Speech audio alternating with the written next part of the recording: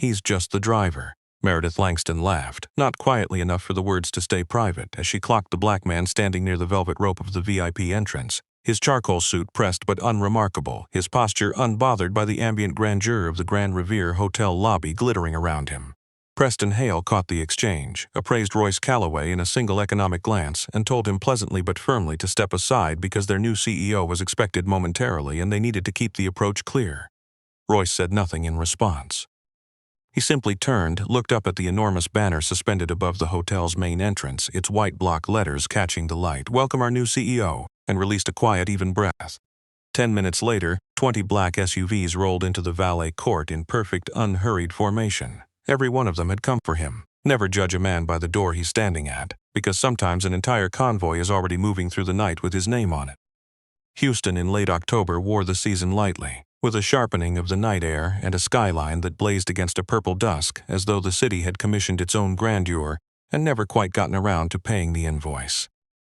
The Grand Revere Hotel on Post Oak Boulevard had been booked solid for 3 weeks in anticipation of the Callaway Energy Group's annual leadership gala, and in ordinary years such an event amounted to a polished exercise in corporate self-congratulation, catered and lit and staffed to the standard that suggested the company's opinion of itself was higher than its recent quarterly reports warranted.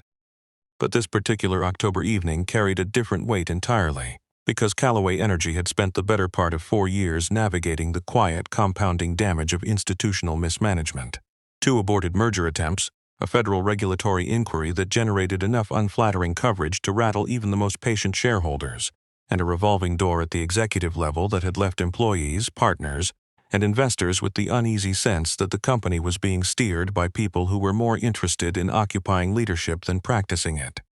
The board had convened in emergency session the previous spring and arrived at a conclusion that was simultaneously obvious and radical. What Callaway Energy needed was not another strategist in an expensive suit, but a fundamental reimagining of what leadership inside its walls actually looked like in practice. The decision to bring in an external permanent CEO had been contentious, and the candidate's identity had been guarded with the kind of institutional secrecy that made everyone slightly nervous, circulating internally under the code designation Project Cedar until even those who had coined the term had begun to find it slightly ominous. Preston Hale had been acting CEO for 11 months by the night of the gala, and in those 11 months he had redecorated his office twice, revised the company's mission statement with the enthusiasm of a man who believed language could substitute for results, and positioned himself at every possible opportunity as the obvious choice for permanent appointment. He was 52 years old, silver-templed, expensively groomed, and possessed of the particular species of confidence that comes not from sustained achievement but from having been told, by the right people, often enough, that one looked the part. The hotel's main ballroom had been transformed into a study in calculated elegance. Deep charcoal and champagne draping from floor to ceiling, centerpieces built on polished steel structures, holding black orchid arrangements, lighting designed by a firm whose client list included 3 presidential dinners and the launch gala of a privately held aerospace company. Meredith Langston had overseen every inch of it with the focused precision of someone who understood that corporate events were not parties, but rather the physical form that institutional reputation took, and she was proud, in the defensive way of people who have worked very hard at something they would prefer not to have questioned. She had cross-checked the VIP list against confirmed arrivals 3 separate times, matched names to photographs where her team had been able to obtain them, and briefed her staff on the precise hierarchy of attention, which guests received the personal greeting, who was escorted directly to the premium reception area, and for whom visible deference was both expected and non-negotiable. Royce Calloway arrived at the Grand Revere at 7:43. In the evening, 17 minutes before the formal program was set to begin, having driven himself from across town in a dark sedan that was clean and well-maintained but carried no luxury premium, parking it himself in the public garage 2 blocks east rather than presenting for valet service. He wore a suit that would have been recognized as tailored by someone paying close attention, but which made no demands for immediate recognition, the kind of garment that communicated quality to those who looked for quality, and nothing at all to those who measured people by louder signals. He was 43 years old, broad-shouldered, and he moved through the hotel's entrance lobby with the unhurried, absorptive attention of someone who had come to understand something, not to be seen.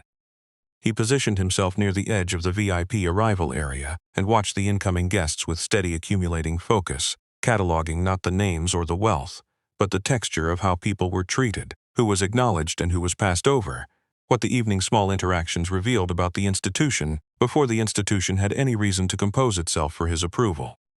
He watched a server catch a glass awkwardly and be corrected loudly by a member of Meredith's event team in a tone that carried across the corridor, watched a junior coordinator receive a quarter-turn dismissal without eye contact from a senior colleague, watched Preston Hale escort a silver-haired investor down the hall with both hands and a laugh suggesting deep personal affection, and then, 40 seconds later, walked directly past two maintenance workers repositioning a display stand without a flicker of recognition. Royce noted each of these moments with the quiet, exact attention of a man assembling an evidentiary portrait of the culture he was about to inherit before it had the slightest reason to behave. Meredith spotted him at just past 8 o'clock, in the compressed and slightly breathless minutes when the formal reception was 20 minutes away, and two board members had arrived behind schedule, and the audio technician had surfaced a concern about center-stage microphone feedback that she did not have time to investigate but could not afford to dismiss.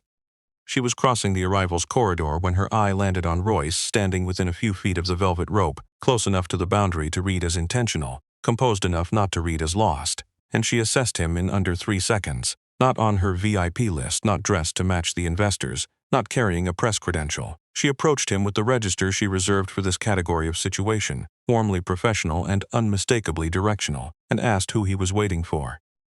Royce turned and looked at her with an expression that was patient and level in equal measure, and said completely and accurately that he was there for the CEO announcement.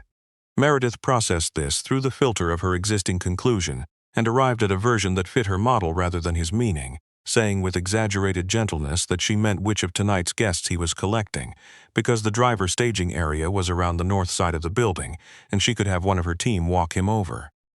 Royce said nothing for a moment, the pause brief but deliberate, long enough to register without being long enough to constitute a confrontation. And then he said, again, simply and precisely, that he was there for the event itself, not to collect anyone, for the event. The misunderstanding might have deflated then, embarrassing for Meredith perhaps, but containable, if Preston Hale had not happened to drift into the corridor at that exact moment in search of a replacement glass of champagne, and found instead what appeared to him to be a small operational inconvenience. Preston read situations the way he read most things, quickly, confidently, and with the absolute assurance of a man who had never considered that his first reading might have omitted something important. And he inserted himself with the ease of habit, addressing the air around him rather than anyone specifically, and said loudly enough for the half-dozen nearby guests and staff to hear with full clarity that they really couldn't have the hired help standing at the VIP entrance, because their new CEO would be arriving any moment, and appearances mattered at these things. He said it with a laugh he clearly believed was charming, and 2 or 3 people in the immediate vicinity offered the reflexive social laughter of those who had learned that laughing at Preston's jokes cost them less than not laughing. Royce turned and looked at Preston Hale with an expression that was entirely neutral and entirely unforgettable in its completeness, and asked, in a voice pitched for the group's ears without being theatrical, whether this was the standard by which the company typically spoke about the people who worked for it. The question arrived in the silence of a casual social exchange revealing itself, without warning, to be something else entirely, and Preston's laugh died without finishing. He said smoothly that everyone at Callaway Energy had their role in their appropriate place, and that the role of a driver was a fine and necessary one that simply had its own designated location, and that location was not here. One of Meredith's team materialized at Royce's elbow and gestured with professional courtesy toward the north corridor, and Royce looked at the young woman, then back at the banner overhead.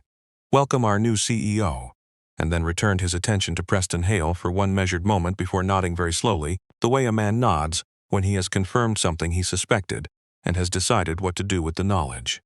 He walked toward the north corridor without hurry and with the particular quiet of someone who is moving through a situation rather than away from it. Neither Preston nor Meredith thought about it again for the next 12 minutes, because neither of them had considered it worth thinking about. And what neither of them noticed was that Fallon Briggs had been standing 20 feet away across the corridor for the entirety of the exchange and had gone very still. Royce did not leave. He found the north side staging area where private drivers had parked their clients' vehicles and settled in for the evening with their phones and paper cups of coffee, and he stood among them with the ease of a man who was entirely comfortable exactly where he was, which was not an act of endurance but an act of attention. He introduced himself with his first name only and asked them about the event, about the company, about what these gala nights were like from where they stood, and they told him with the cautious candor of people who were accustomed to not being asked.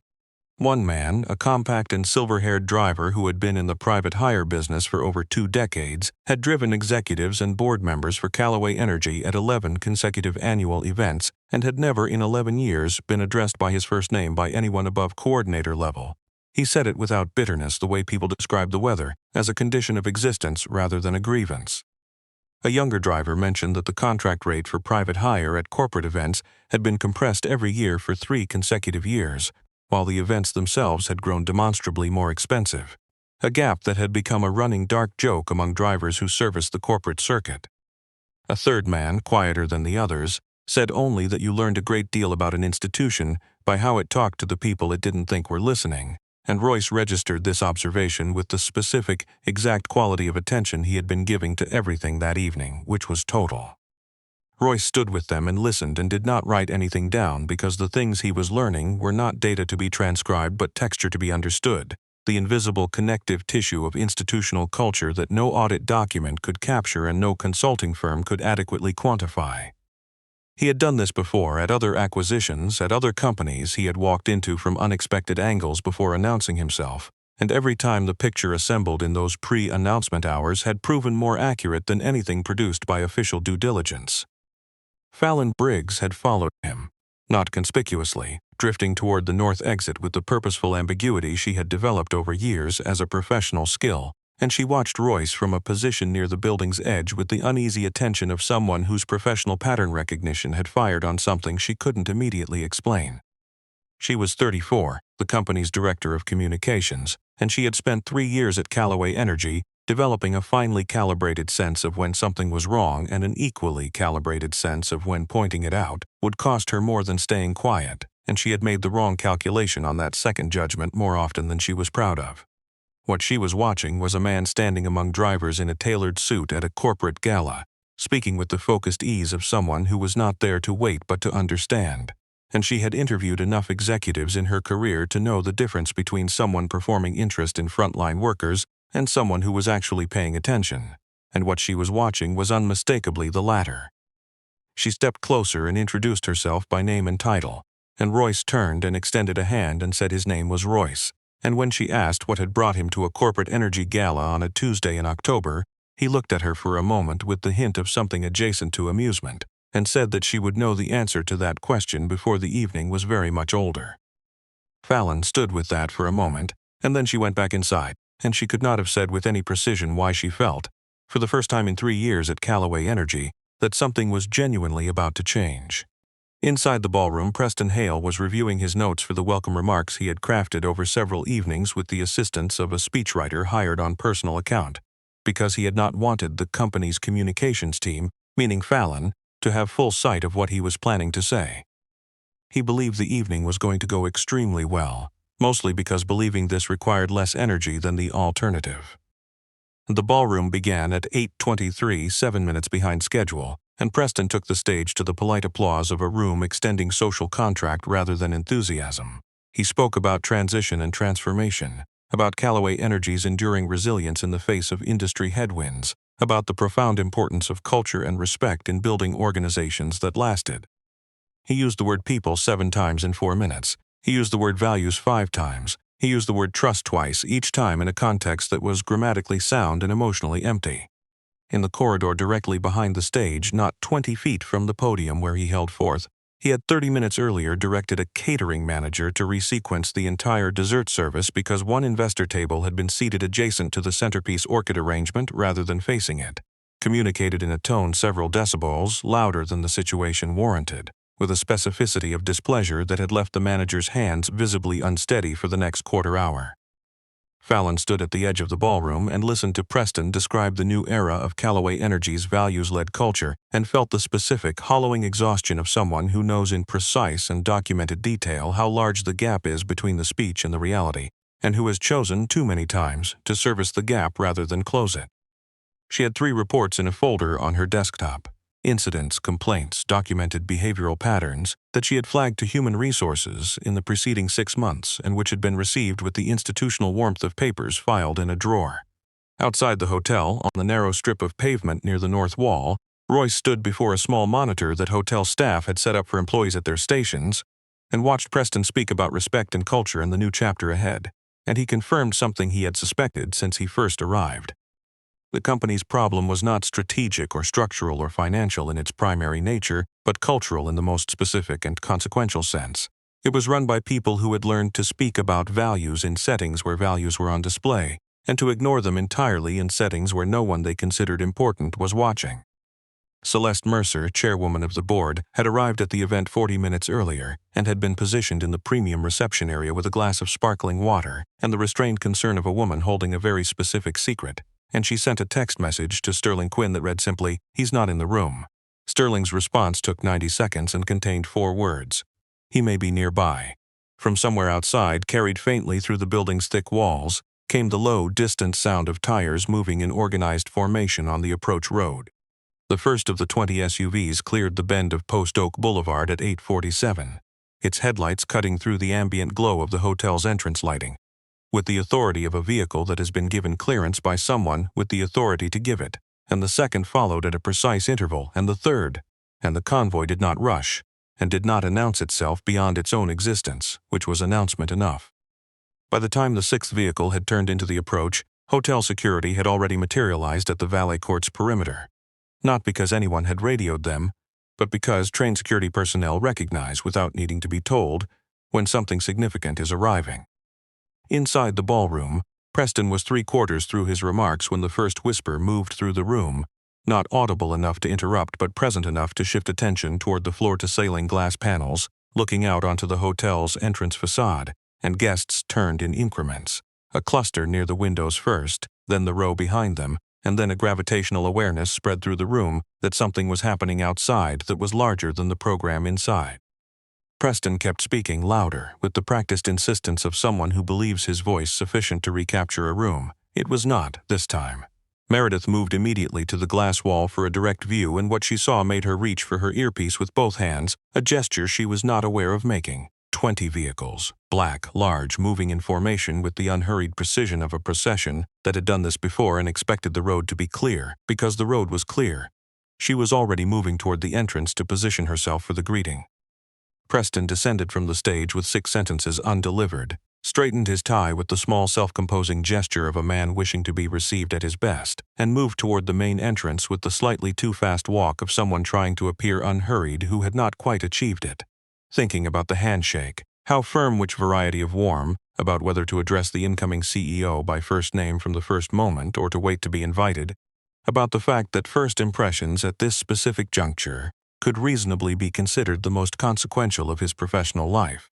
Sterling Quinn stepped out of the lead vehicle, 66 years old, silver-haired, dressed in the dark suit of a man who wore it as working clothes, and looked around the entrance court with the calm of someone who knew exactly what was about to happen and had no anxiety about it whatsoever.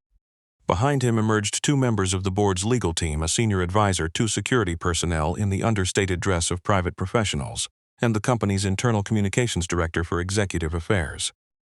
They gathered with the organized ease of people who had been here before in various configurations, and they did not move toward the hotel's main entrance. They moved toward the north side of the building. Preston stopped walking. His rehearsed remarks sat unused. Meredith, 6 feet to his left, watched the procession redirect and felt something she would later describe simply as a cold feeling she couldn't explain.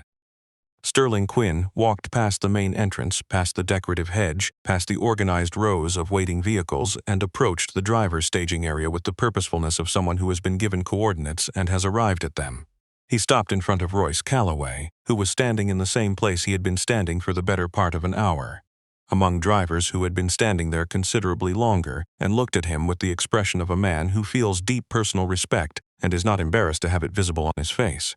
He said, "Mr. Calloway, the board is ready when you are." The silence that followed was not the silence of an empty room, but the silence of a full room that had stopped. Every person within reasonable sight of the driver's staging area, the guests who had followed the convoy's arrival to the glass wall, the staff moving through their assigned circuits, Meredith with her clipboard in a grip that had become considerably tighter than professional, Preston Hale in the parking approach with his rehearsed words dissolving, had processed the same information and arrived at the same place. The man who had been sent to stand with the drivers was the man the entire convoy had come for.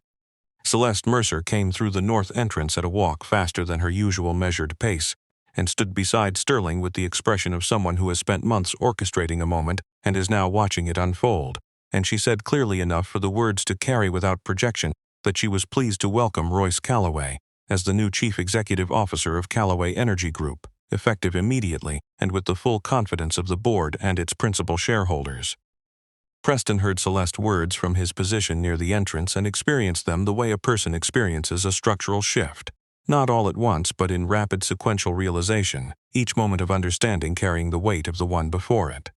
The man at the VIP entrance had not been a driver. The man he had addressed with laughing condescension in front of guests and staff had not been a driver. The man he had called hired help in front of an audience was standing in a ring of SUVs and board members, and being introduced as the CEO who now held authority over every decision Preston had made in 11 months, and every decision he would make or fail to make in whatever came next. The color left Preston's face in the specific way that blood departs when the autonomic nervous system considers a situation an emergency. Royce walked forward from the staging area and shook Sterling's hand and then Celeste's, and he turned to look at the full assembly, the drivers, the hotel staff, the board members, the guests at the glass inside, Preston at the entrance, Meredith with her clipboard, with the composure of a man who had arrived precisely where he intended and precisely how he intended. He said, not loudly, that he was glad he had come early, because arriving before the announcement had given him the opportunity to see the company the way it was when it wasn't composing itself for its new CEO, the way it treated people whose names weren't on the VIP list, the way it spoke about the people who kept events like this running, the way it drew lines in a parking lot between who deserved consideration and who did not. He said he had been given a 300-page briefing document about Callaway Energy, and that what he had learned in the past hour in a driver staging area had told him more about what needed to change than everything that document contained. The drivers stood at the edge of the staging area and listened with expressions that moved between surprise and something quieter and more private, the particular stillness of people who have been spoken about out loud and in their presence without being condescended to. Fallon pushed through to the north side entrance and, standing in the doorway, understood in the specific and certain way that communications professionals sometimes understand things about moments. This was not an incident. This was the first sentence of the real story.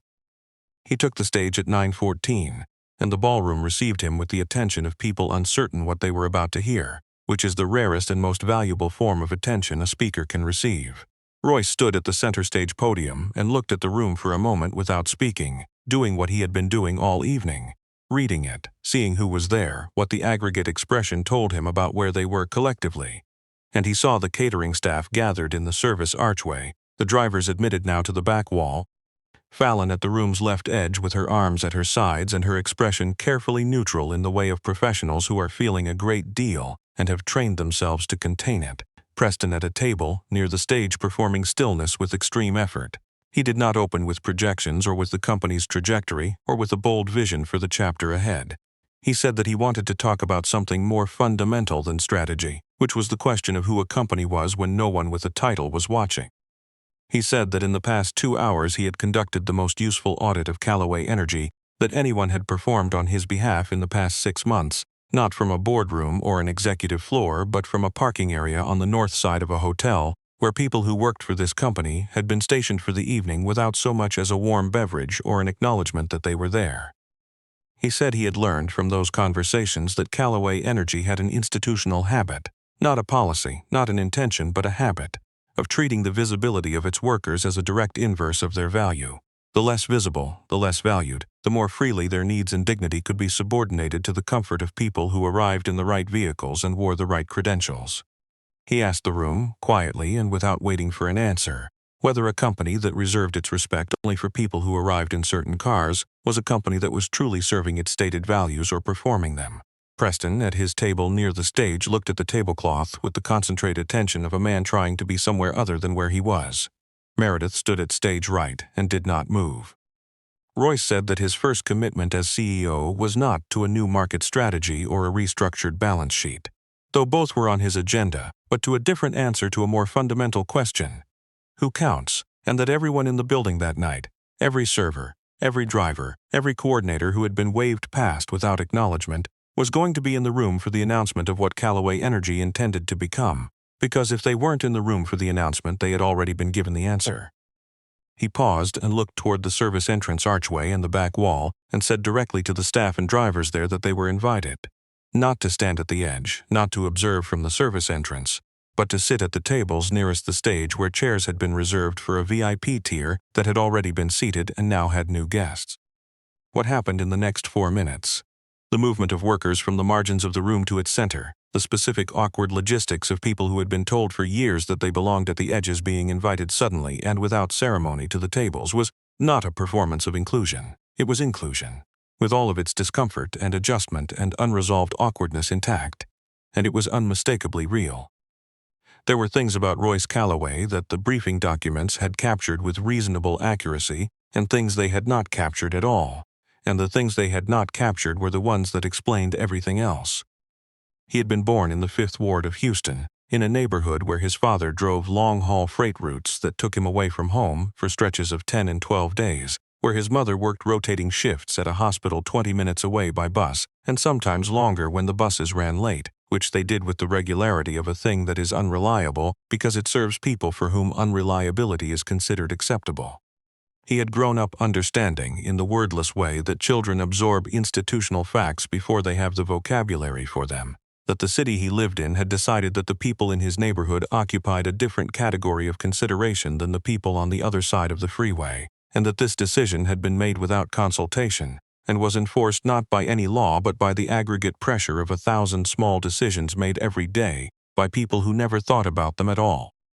He had been an attentive student and a serious reader, and he had put himself through undergraduate work at a state university by driving private hire routes on weekends and evenings, not for the sentiment of it, not as a rehearsal for the CEO origin story it would later become, but because it paid reliably and could be scheduled around his classes, and because his parents could not supplement his education funding without incurring debts they could not service.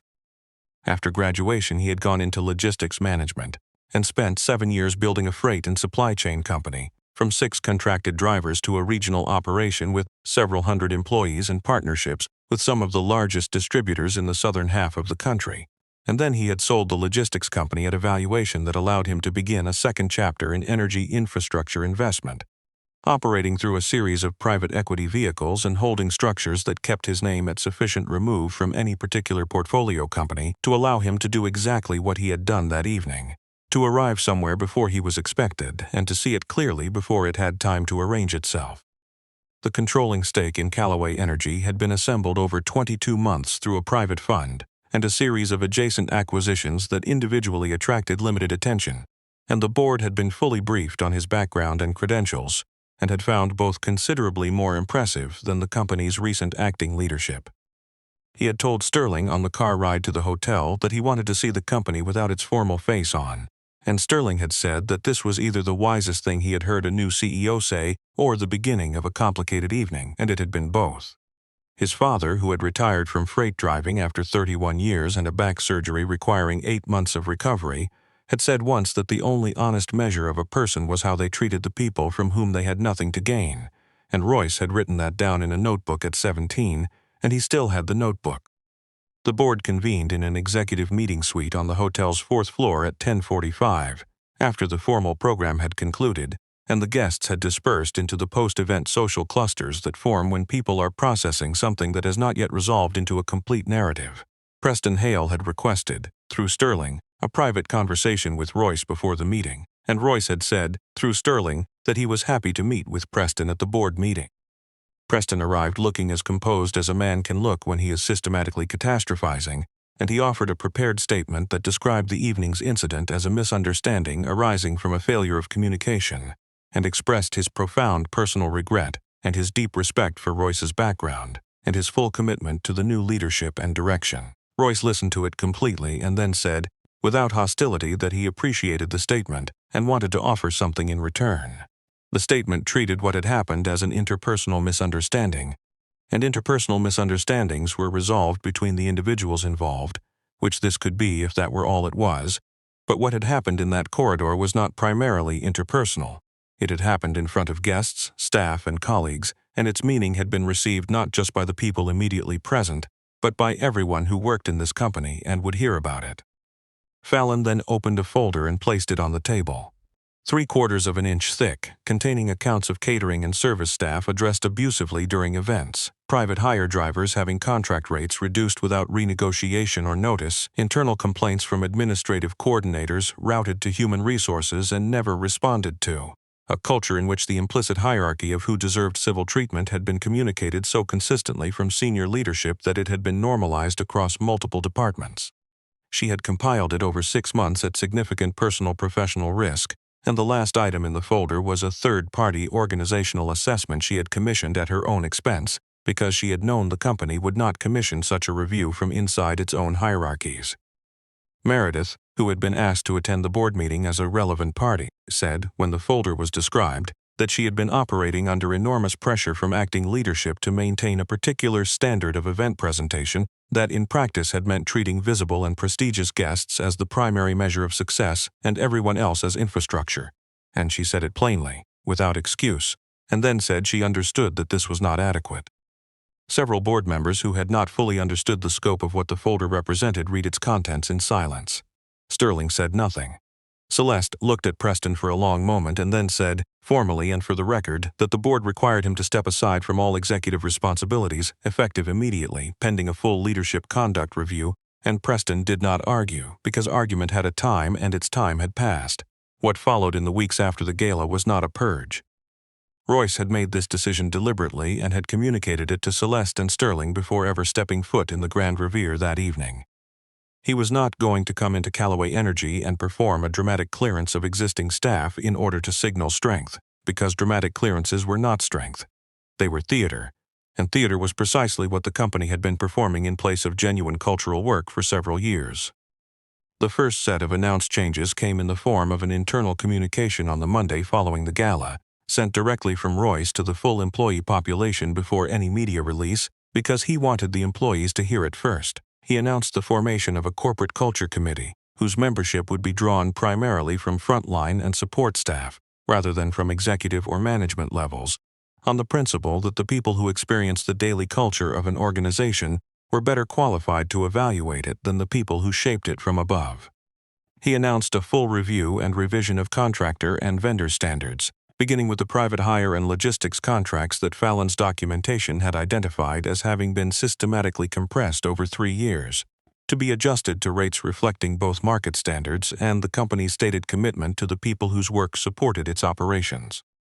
He announced an independent reporting channel managed by an external ethics firm, not accessible to any internal executive or management tier, with formal response requirements at the board level, for employees and contractors who needed to surface conduct concerns without passing them through management hierarchies that had, in demonstrable practice, failed to act on them.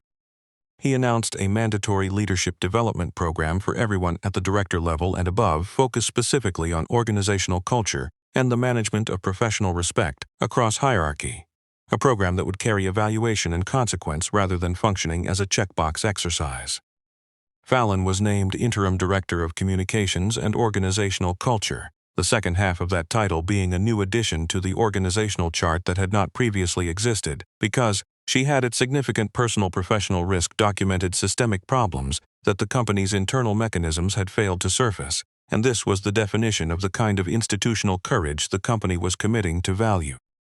Meredith was reassigned to a program coordination role 2 levels below her former position, not as punishment for a single evening, but as an opportunity to rebuild her professional practice from a position that required her to serve rather than manage, with a standing invitation to return to leadership when she had demonstrated in practice, rather than in statement, that she understood the difference between those two things.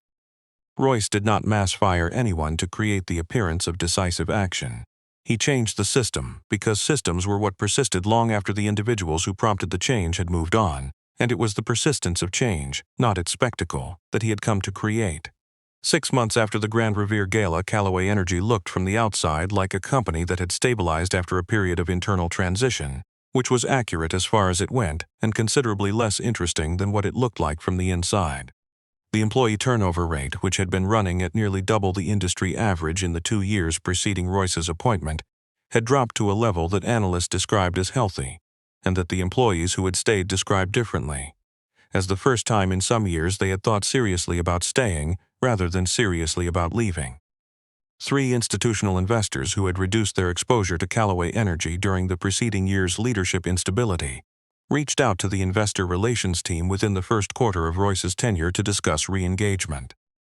Fallon had grown into her expanded role with the combination of steadiness and controlled ambition that Royce had recognized in her from the beginning, from the moment he had watched her go still in the corridor while everyone else performed reactions. She had built a small team, brought on a behavioral psychologist with organizational consulting experience as an advisor, and begun the slow and genuinely difficult work of making the culture committee functional rather than ceremonial, which was the most common failure mode of culture initiatives.